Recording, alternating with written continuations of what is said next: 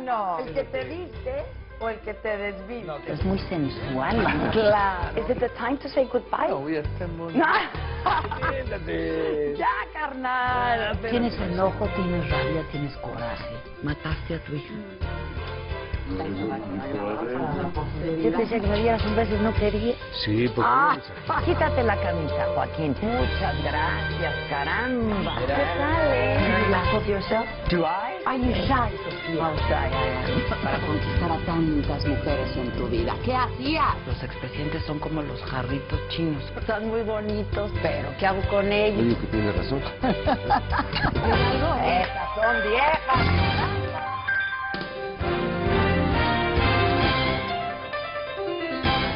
So, my first question would be, do you consider yourself as a pilgrim? Yeah, I do. I think that's why I called the book that. In what way? But I mean, we all are. We're all moving through space and time. We're moving through our experiences. We're moving through our minds.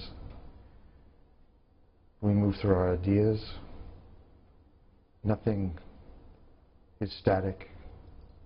It's Always impossible. changing, impossible. Well, there's nothing there to begin with, so there's nothing to hold on to. It's just an idea. It's just a concept. It's just pieces of dreams. You know, so this sense of movement and experiencing the spectacle of the world is something we all do. Nothing is real. Animals do, everyone does. Emotions are real or they're not real? What about emotions? They have what effect, about but they're feelings? not ultimately real any more than emotions and dreams are real. You as an actor, you work with emotions, no? That's Yeah, that's like my a life, second, yeah. I like mean, a some second people, skin, like no? Tennis player works on his forehand and his backhand. But your emotions, and actors I about mean, emotions. your work yeah. is to you work with emotions and to create emotions in the rest of the people, and that's not real. Well, you're talking about very different ideas of reality. There's a relative reality and there's an absolute reality. Of course, in relative reality, we all function, you know, as if cause and effect were real. And there you are, of course, and our cameraman is there, and this cameraman is here, and the light stand is there, and we're in a room. Okay. In a relative sense, absolutely. Okay. But in a complete, absolute sense, of course, there's nothing there. Physics tell us that, science tells us that, common sense tells us that everything is in a state of constant change and transformation. How did you get involved in Tibet and its people and the Buddhist spiritual practice? I mean, I know, and we all know, you've been deeply involved in humanitarian issues. But how did you get involved? You know, I was quite young, and I was, I think from fairly early on, I was quite a dreamer, and I can remember at night going out to my backyard, excuse me, and lying in the grass and looking up in the stars. And that made me feel very comfortable. The vastness of the universe was something that I actually liked. I think that scares some people. You know, they like confined places. But the idea that the world was so vast and infinite actually somehow was, it somehow lessened this idea of me, the idea of my situation, my problems, you know, in the vastness of the universe. These are really very small When things. one is young, we have a lot of questions, no? And not many answers.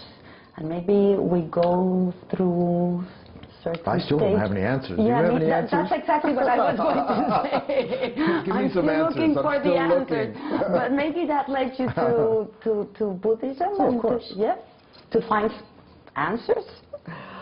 Well, I think, look, Buddhism started with the historical Buddha, Shakyamuni, was trying to unlock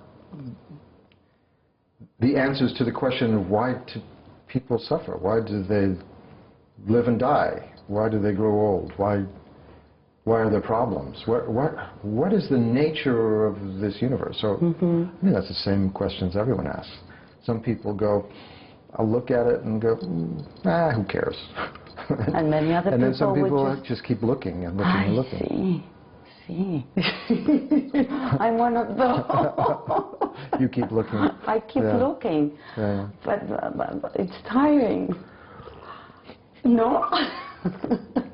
It's tiring, but it's also energizing, because you're dealing with what we were intended to do. When you just met His Holiness the Dalai Lama, what did you feel? Do you remember? I mean, it's been a long time ago, but this first connection. You know, I think it was a good time to meet him, because I was actually a student of Zen Buddhism, and my teachers were Japanese. Okay. And Zen Buddhism is its own style. Tibetan style is quite different. But there is a form of Tibetan Buddhism called Dzogchen. Dzogchen is a highest Yoga Tantra form. Okay. But it's quite similar in many ways to Zen Buddhism or Chan Buddhism. And so anyhow, that's where my orientation was. I really didn't know that much about the Dalai Lama, although I had a very strong impulse to go see him. Okay. So when I met him, of course, I knew that he was an extraordinary man, but I didn't have built up a romantic vision of him very much. Really? No? I mean, I went way out of my way. It was in monsoon season in northern India, and it wasn't easy to get to in those days. It was a long train ride, and it was very unpleasant in monsoon time. It just rains constantly. And I remember meeting him and feeling his utter simplicity. You know, he didn't think he was anything special. And clearly, he was only there to help me in some way. And that's very rare. We see in our world that really someone is there wants to just help for you. Yeah, I know. You know? So, yeah. And you do feel that immediately when someone is not self-conscious, but they're really thinking, how can I help this person? How can I help this person? I wish you to be happy. I wish you happiness in this life and in future lives, and all these. And it's like they're sending dakinis and angels and pouring magical elixirs on you, and you feel that, of course, when someone is intoxicated with those kind of thoughts. And how's your relationship nowadays with him? I know he's your teacher, he must be your guru. Sure. And your friends, you're very close? How's the relationship? Well, we have different kinds of relationships. He's my spiritual teacher. He's Is he always my good friend. Kind with you? Or Sorry? Is he always very kind with you, or he can get Sometimes tough? he's a little rough. Is he? Yeah, well, I think any good teacher has to be rough sometimes with students. He has a wonderful sense of humor, but he also has, you know, his moments when he's trying to figure out the best thing to do and takes advice. You know, he always follows his own instincts. But we also have a relationship about how to organize things. You know, we've been able to organize many teachings with the Dalai Lama all over the world. And many different kinds of events. Do you teach already or no?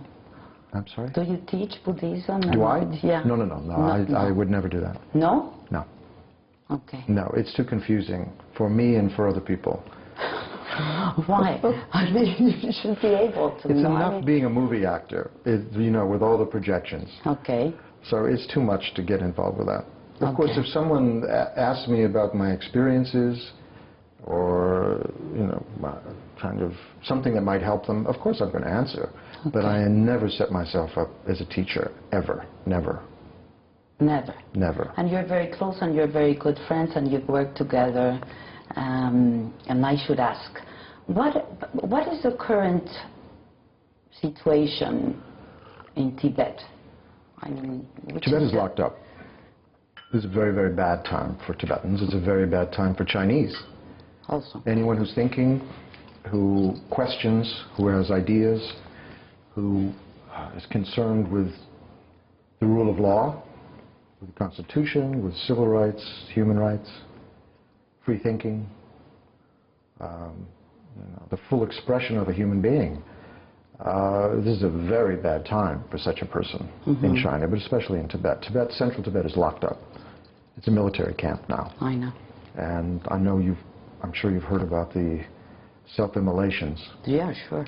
And there was just recently one today that was reported. Just today? So I think the count is up to, unfortunately, 122 people, men and women, some very young, some 16, 17 years old, who are self-immolated in protest for what they, their families, their friends, their country has suffered at the hands of really very needlessly, senselessly brutal Chinese policies against Tibetans. You've been in China. Did you... I've been there a long time because they haven't allowed me there for a long time. Yeah, that's what I wanted to ask you. Yeah. Since when? But we were just talking about it actually before I came over. The last time I was allowed in was in 1993, so that's 20 years ago. It's been a long time. You've been wanting to go, I guess. You've been wanting to go back. Yes, I'm on a list of troublemakers. Yes. So, what do you foresee for Tibet? What can happen? The only thing that's really going to change Tibet is China changing. And it has to change. Everything has to change. History tells us that it will change. That's exactly what you were saying at the beginning. Everything changes. It has to change. And it will. I mean, our job as people who are concerned with the suffering of other people want to make that change sooner than later. Mm-hmm. And the change, we hope, is nonviolent. And that the change is good for the Chinese and the Tibetans. But it can still take years.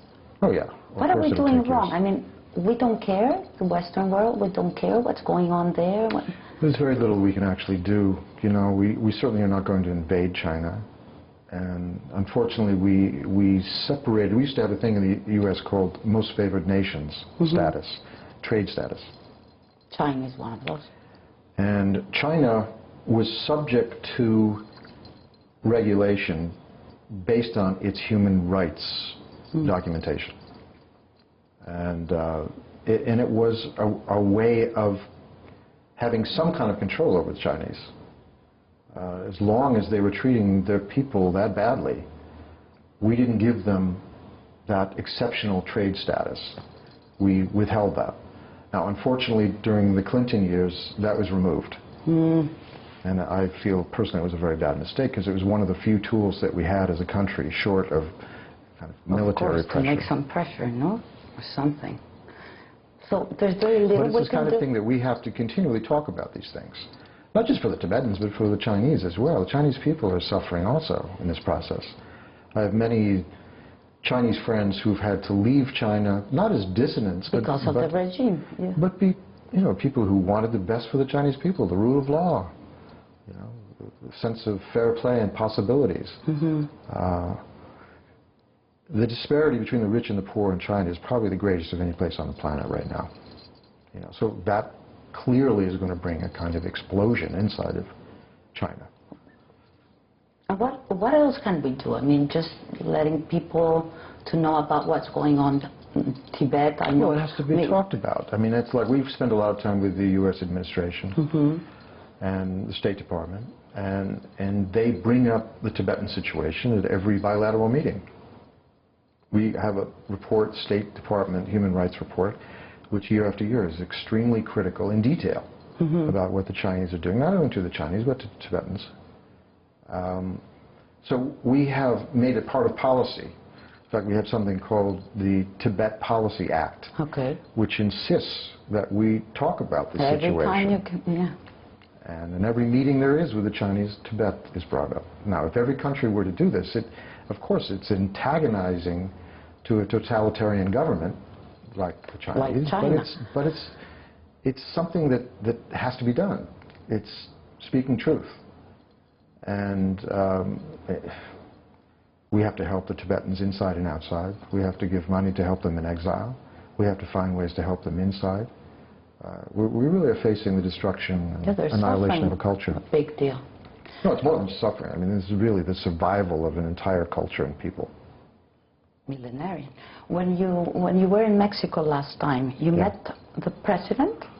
Because I know the president met His Holiness, the Dalai Lama. That was a very big problem with China. That's why. Why are they so insecure? Why is China so insecure? There's this one very kindly, now 76-year-old monk, Yeah. who only speaks about nonviolence and love and compassion and patience and generosity.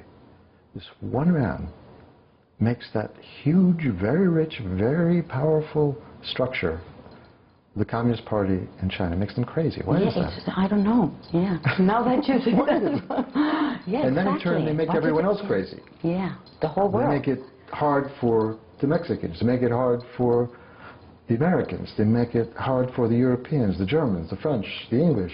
Anyone who speaks or is photographed with this kindly Nobel Prize winner, peaceful man. That helped a lot, no? Or no, it didn't help for His Holiness to have the Nobel Prize. Oh, it meant a lot. It meant a lot, yeah, no? I don't think he knew quite what that was at the time, or how it would change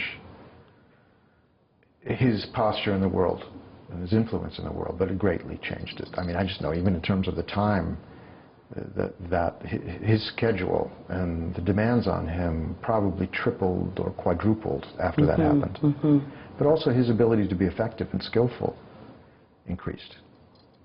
Why do you think people feel so much attracted and fascinated by Buddhism and Tibet things, but we're not?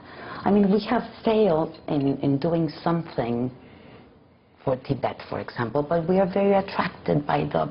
Well, the last time I was there, we were in a football stadium. Well, I think there must have been 30 or 40,000 people there. Wow. And it was, you could hear a pin drop. Wow. It was so quiet, and everyone's thoughts were elevated. You know, this feeling of interconnectedness, this feeling of genuine kindness was permeating 40,000 people. I don't think at a football game you get that same feeling. No, you don't. But this was a... You're a baseball fan, no? I'm a baseball fan, yeah. It was kind of an amazing event, and there was a moment at the end. It had been organized so that leaders of many different religions were also on the stage with His Holiness, including indigenous people. And that's, I like to see that too. His Holiness likes to see that. This is not a separation. This is like all religions and philosophies and spirit working together. We're all trying to do the same thing. And the basis of that is obviously love and compassion, nonviolence, and caring, genuinely caring about others, selflessly is the goal. But there was a moment where a mariachi band came on at the end. And I'm thinking to myself, ooh, maybe this is a little over the top. So they started singing, and I was not sure if this was going to work. And everyone in the stadium started singing to His Holiness. And then His Holiness started singing too. Wow. And kind of swaying. He had the biggest smile on his face, enjoyed it so much. And they just kept singing and playing together. And you really had this sense of, these kind of emotions are really possible, you know. And are genuine. It's not. I mean, it's not fashion. It's not a fad. It's not fashion. You can't buy that. You can't force it. You can't get that with the muzzle of a gun. You can't get that with a whip. You can only get that with genuine compassion from the heart. That's all. That's the only way you can get that. But His Holiness does have that effect. I've seen him in many situations, countless situations all over the world, and it's always the same. How do you manage to come and go from these two dramatically different worlds, no? You said... It's all the same world. It's all the same, yeah. Like this, you said before, I'm a movie actor, so this is like very mundane, no? Ego, vanity. It's all the same. And then this other world does... It's all the same. It's what you bring to it. It's all the same. It's what you bring with yourself? It's what your frame of mind. Isn't it a little bit crazy to come and go? Look, do you think the Dalai Lama is different in this situation or sitting in meditation? No, he's the same. It's no different. You're still dealing with the same issues, whether you're sitting in a cave and working with your mind, where you're rooting out all the negative emotions of self-cherishing and jealousy and anger and hatred and pride and blah, blah, or you do it in the world. We're all dealing with the same things, In a different way. We're all dealing. We're all dealing. Why did you choose Buddhism among many other religions? You were raised Christian? Or? Yeah. Mm-hmm. Why Buddhism? You know, it seemed fearless to me. It seemed fearless and rational. At the same time, there was a willingness to embrace irrational mysteries.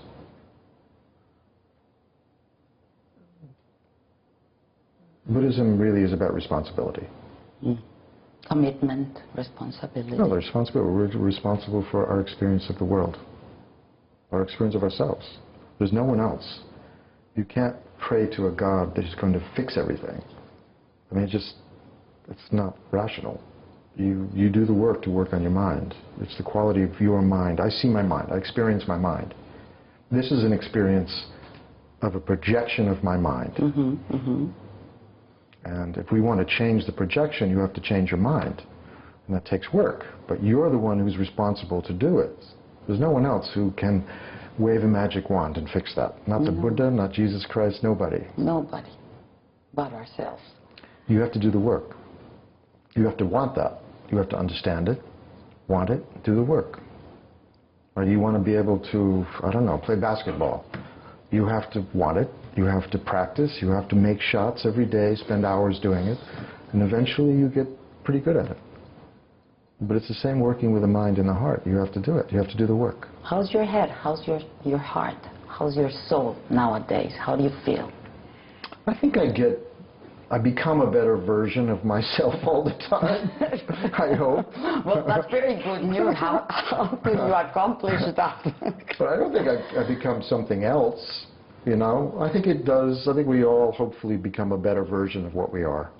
When you see yourself in the mirror, you like what you see? I don't look in the mirror, believe me. Yeah. You should do it. You should do it. You're great.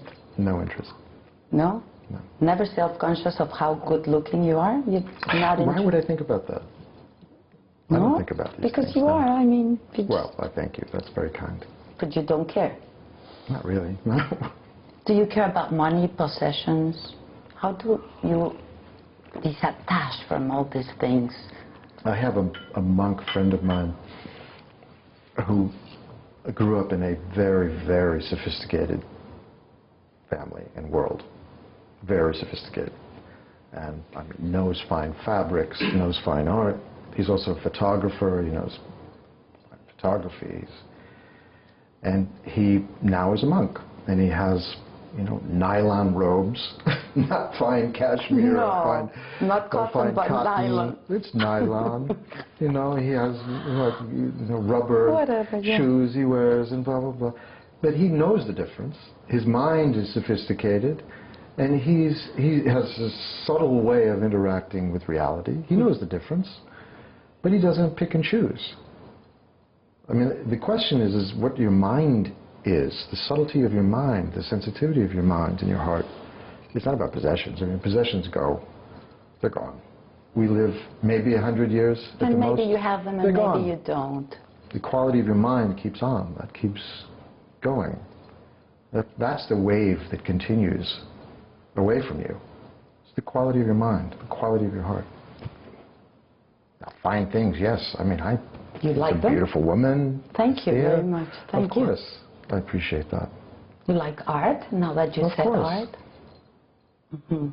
You know, and I have beautiful things. You know, I've been very lucky. I've been very fortunate that I could have beautiful things, but I really don't, and I appreciate them wherever I see them. If it's a museum or in front of me or what maybe. Where do you find beauty? Where do I find it? Where do you find beauty? Yeah. I find it anywhere. Anywhere. You know, I walked into this room and there were these very nice people here. There was a very nice woman who met me when I walked in. She was, you know, was basically, oh, nice to see you from the eyes. Mm-hmm. Great. That was beautiful. Of course, it came right back to her. I met your nice cameramen here. They were very nice. We said hello. We're having a nice conversation. I hope you are. So this isn't a waste of time. This is all very nice. But many times we're not conscious of that, and we just let the time pass us by because we don't appreciate this is a beautiful time. We give it for granted, no? A little bit. Sure we do. Yeah. But we also, you know, we're thinking about what we want rather than we have to learn to appreciate more, no? Everything is to be appreciated. Everything. There's a saying, a Zen saying, that in making a choice, the mind creates heaven and hell. Oh, I see. When we say, this is beautiful, that's ugly. This is tall, that's short. This is black, it should be red. It's ba-bum, ba-bum. You're creating conceptual hell for yourself. How do you use Dharma in your everyday life, in a daily basis? It's made you, practicing Buddhism has made you a better person, a better father, a better son, a better brother. His Holiness asked me that once. He said, "Has this practice been good for you?" I laughed. I said, "Yeah." And I thought about him, and you know, I don't get as angry as I used to. I know I'm more patient than I used to. I know I'm less self-conscious than I used to be. I mean, these are all good things, especially anger in our world. Not to be so quick to anger. We're very neurotic, no? Huh? We are very neurotic people. You are, not me. I am. You're not? You learn to manage that? How do you do that? Meditating every day? Yes, she is. He just met me. He just met me. But I am. I'm telling you, I confess myself, I am very neurotic. Really. How do you... No, we all are. Of course we are. Yeah, because of course we all we are. suffer. But how do you and deal suffering with is a, you know, we all have a mental illness that we care too much about ourselves. Of course, we all are. You have your piece of neuroticness. But how do you deal with that? Deal with what? Your less anger. How did you learn to do that? Well, you have meditating is a good tool. Well, there are many different ways to meditate.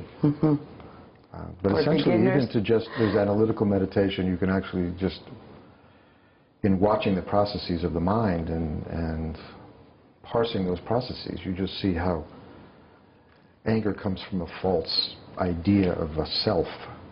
You know, we think that what we see, we believe our senses too much, essentially.